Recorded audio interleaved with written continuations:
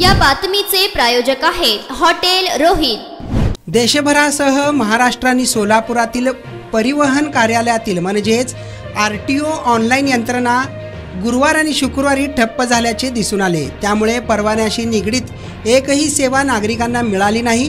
राष्ट्रीय सूचना केंद्रातील सर्व्हरमधील बिघाडामुळे ऑनलाईन यंत्रणा बंद झाली होती।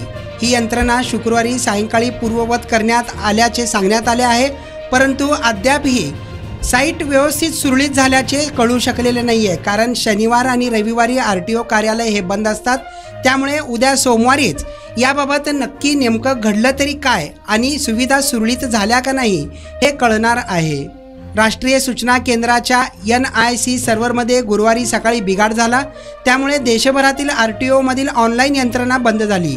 आरटीओ मधील अनेक सेवा नागरिकांना ऑनलाईन दिल्या जातात, मात्र साईटच ठप्प झाल्याने नागरिकांना मोठ्या प्रमाणात खोळंबा झाला। त्यातील वाहन चालवण्याचा शिकाऊ, परवान्याचे नूतनीकरण, परवान्यावरील पत्ता बदलणे, बनावट परवाना काढणे यासह परवान्याशी निगडीत सर्व सेवा बंद झाल्या।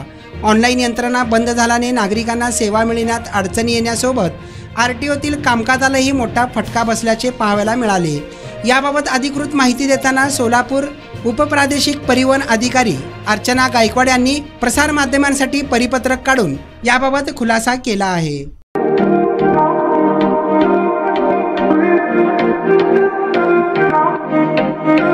सोलापुरात व्हेज नॉन व्हेज जेवण मिळण्याचं एकमेव ठिकाण हॉटेल रोहित।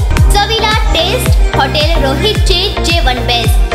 बर्थडे पार्टी, कार्यक्रम, विविध पार्टींचे ऑर्डर्स ही स्वीकारले जातील।